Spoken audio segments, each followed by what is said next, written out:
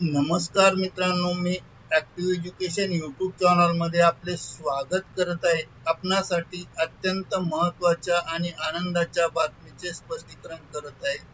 तर चला, आपला जास्त वेळ न घेता आजच्या प्रमुख ब्रेकिंग न्यूजचे स्पष्टीकरण करूया. मित्रांनो, आजची ब्रेकिंग न्यूज आहे तर 8व्या वेतन आयोगाचा पेन्शनधारकांना मोठा दिलासा. वयानुसार पेन्शन वाढणार. 99व्या वर्षी मिळणार पूर्ण पगारा एवढी रक्कम. या संदर्भात सविस्तर माहिती या व्हिडिओच्या माध्यमातून जाणून घेऊया. त्यापूर्वी आपण जर ॲक्टिव्ह एज्युकेशन यूट्यूब चॅनलवर नवीन असाल तर चॅनलला लाईक, शेअर आणि सबस्क्राईब करायला विसरू नका. तर चला पाहूया बातमीचे स्पष्टीकरण पुढील प्रमाणे. बातमी. नवी दिल्ली. 8व्या वेतन आयोगाच्या माध्यमातून देशातील कोट्यावधी केंद्रीय कर्मचारी आणि पेन्शनधारकांसाठी एक अत्यंत महत्त्वाचा आणि दिलासादायक बदल होण्याची शक्यता आहे. यावेळी केवळ फिटमेंट फॅक्टरच किंवा महागाई भत्ता डीए एवढ्यावरच नव्हे, तर सेवानिवृत्त कर्मचाऱ्यांच्या सामाजिक आणि आर्थिक सुरक्षिततेवर विशेष भर दिला जात आहे. सरकार आणि कर्मचारी संघटनेमध्ये एका नवीन आणि लवचिक पेन्शन रचनेबाबत सखोल चर्चा सुरू आहे.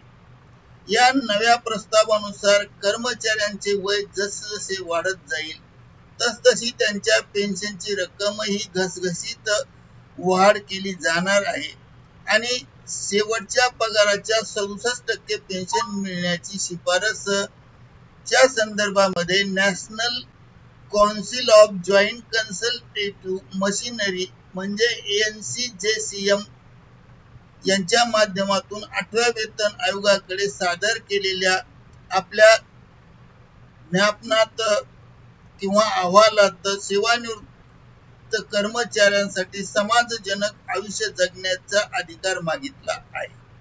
त्यानुसार सध्या मिळणारी 50% पेन्शन मर्यादा वाढवून ती शेवटच्या पगाराची किंवा गेल्या 10 महिन्याच्या वेतनाची सरासरी काढून त्याच्या 67% करण्यात यावी. आता 50% मिळते आहे, तर नवीन प्रस्तावामध्ये 67% कपात किंवा करण्यात यावी अशी मागणी आहे.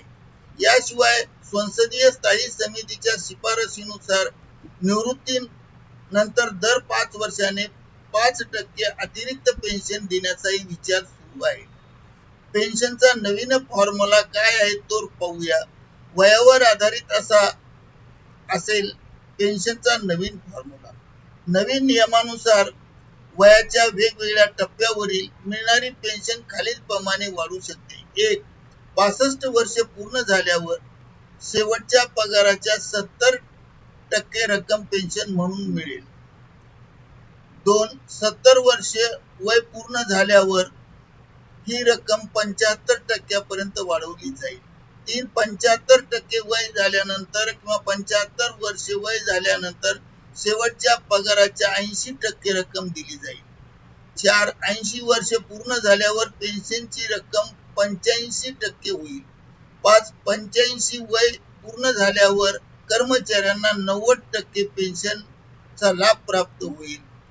6.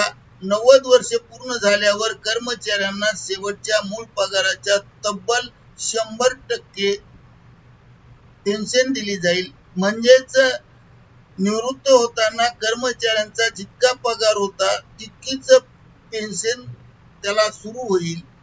स्वतःची पेन्शन योजना निवडण्याचे स्वातंत्र्य सुद्धा असेल. या ऐतिहासिक प्रस्तावामध्ये असेही सुद्धा स्पष्टीकरण केले आहे की कर्मचाऱ्यांना अधिक लवचिकता देणारे एकमत झाले आहेत आणि लवचिक अशी योजना असेल.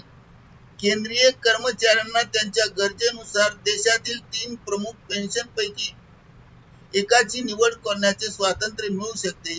यामध्ये पूर्णपणे सरकारद्वारे अर्थसहाय्यित असणारी आणि गॅरंटेड परतावा देणारी जुनी पेन्शन योजना OPS, बाजारपेठेतील चढ उतारावर आधारित असणारी राष्ट्रीय पेन्शन प्रणाली NPS आणि NPS अंशदान मॉडेल असून निश्चित पेन्शनची हमी देणारी युनिफाईड पेन्शन योजना यूपीएस यांचाही समावेश आहे. कर्मचारी आपल्या आर्थिक नियोजनानुसार यातील एक पर्याय निवडू शकतील.